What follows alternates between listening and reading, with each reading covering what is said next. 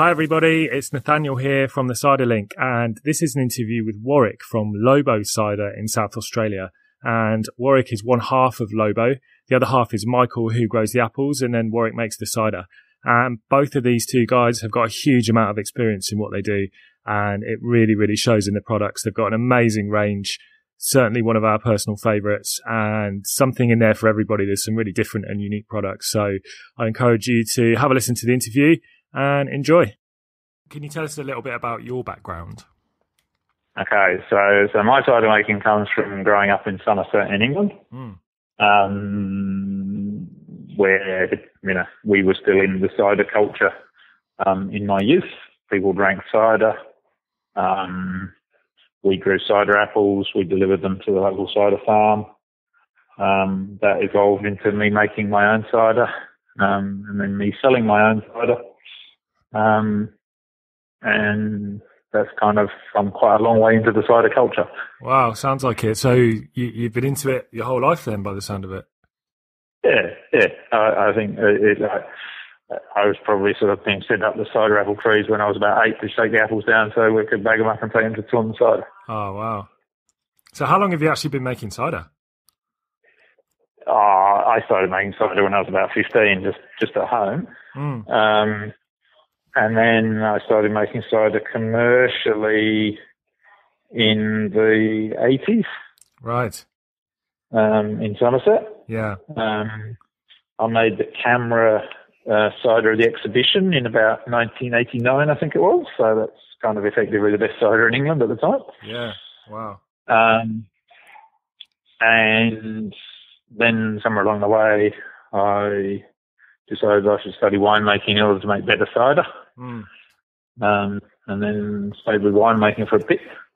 And then some apple growing friends taught me into making some cider again. Right, okay. And did the winemaking help you with the cider in the way that you intended?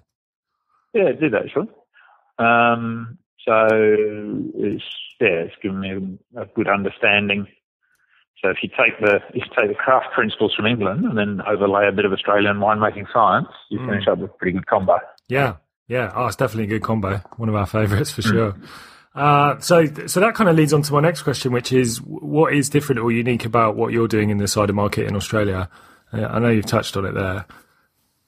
Well, we were one of the first people to go out with a cloudy cider. We stuck to that. We ferment a little bit differently to many people. We have got a reasonable sized block of English cider apples growing, so they start to feature in our blends more and more. And yeah, we basically take our inspiration from English and to a certain extent French cider making, because we think that makes a more interesting, more complex drink. Yeah, I'd agree, and certainly your ciders stand out as some of the more complex and different ones that are out there on the market, which is great. Which was a strategy, if you like, because back in sort of 2008, you could sort of see that cider was going to take off, but there's also quite a lot of just another ciders out there. And so our plan, the other half of Lobo, so you've got me making cider since I could walk, and you've got Michael who's been growing apples since he could walk. And it's like, well, when the cider boom's come and gone, we want to still be making cider. So we set out slightly at a tangent. We probably could have made a heap more money if we hadn't. It's not just about that. But we'll still be there when everybody else is going like, this is too hard and we're not making enough. Yeah, I'm sure. Okay.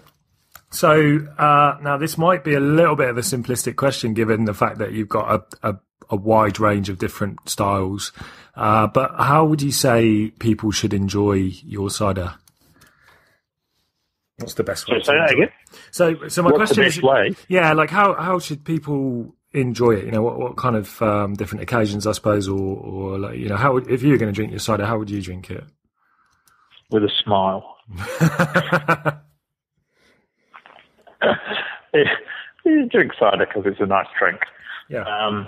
You know, our cider, well, we have quite a broad range of ciders these days, but our cider goes well with many things. There's a bit of a saying in the wine world that it's all about the context and the occasion as well as what's in the bottle. Yeah. So that's why I say drink it with a smile, because you should be having fun and enjoying yourself when you're having a drink. And we've got some cider that goes supremely well with food. The Trad, the Norman, the Royale. Yeah. But our regular apple is also a good, drink it on a cool afternoon. Yeah. People go, which one do you prefer? And I go, well, kind of depends what I'm doing. Yeah. And if I'm just going out and I want a quick drink, a regular Lobo is a great drink. If I'm cooking something at home, I'm more likely to be drinking a Norman. Yeah. Okay. Does that make sense? Yeah, absolutely. And it's kind of what I'm getting to, because I think one of the evolutions which I see, again, coming from the UK and coming into the Australian cider market, is that there is a growth in the understanding of cider, not just as something which you drink in the pub to get drunk, or that you drink in the sun, for a giggle, that actually it is comparable to wine in a lot of occasions, particularly with different types of food. And that's something that I can kind of see happening. And I suppose that's something which your range of cider is a real good evidence of, because you've got such a wide range of different, completely different drinks, basically. Yeah, and that's, there's a whole, beer and food matching has come of age in the last 3 or 4 years. Yeah. And cider and food matching is beginning to come of age. Yeah. I kind of go to people, it's not rocket surgery, like cheddar cheese comes from Somerset, ancestral home of cider. And brie comes from Normandy, ancestral home of cider. Cider goes well with cheese. Get it? Yeah. and people go, oh, yeah. Yeah, the light bulb flicks on. Yeah. Yeah, and like rich things. And then you go, well, roast pork and apple sauce, dry roast pork and cider. It's sensational. Yeah. And then, Spanish ciders and anything rich, they all go together and surprisingly well, sort of cider and chorizo, cider and mussels. Yeah. I never thought cider and mussels would work, and it's lovely. Yeah, I have to say I haven't tried that, actually, so that's next on my list. Good. Okay, and so what's the future hold then for Lobo ciders? What's next? We're going to carry on exploring the world of cider. So we have a little journey if people care to come on it. There's plenty more to do. The apples will get better, they'll get older, they'll get more refined. We'll get some other apples. We'll keep working on our blends, see what we can do. I'm not a huge fan of varietal ciders, but there's quite a lot of sort of interest in that at the moment, because it's worked so well for the wine. Do you mean single varietal ciders? Yeah. Yeah. Okay. We don't do them because I think it's a bad idea, but yeah. Lots of people ask for them, so one day we may have a crack if we think we can. Yeah. Yeah. Okay. Interesting. But it's not where we're headed. No. Okay. Yeah, and we're interested in more and interesting blends. Yes. Yeah. Okay. And then the last question that I had for you on this was, one of the things which really stuck out about your ciders before we'd even tried them was the logos and the bottles. When we went to a bottle shop, and particularly where there's some of the bottle shops that have actually got, a few of the range on there, and they're obviously all completely different. And that was one of the things that caused us to pick them up, because they look so different and unique. And I just wonder where did that come from? What was the thinking behind that? The cider's nice, so it deserves a nice label. Yeah. It's a sort of respect thing. It's like, if the cider's nice, why would we put a dodgy label on it? Yeah. And so Lobo means wolf in Spanish, so we've got a very strong theme. So there is a wolf in every label. Yeah. And hopefully the labels make you smile, because it's all really just a bit of fun. Yeah. But why not have some nice fun? Yeah, definitely. Some of our marketing says cider with style. It's like, it's a nice thing to do. Yeah, definitely. And the other thing which made me smile when talking to Michael about this was that, You're actually using different artists, is that right? For the labels, yeah. You've actually got different people contributing towards that.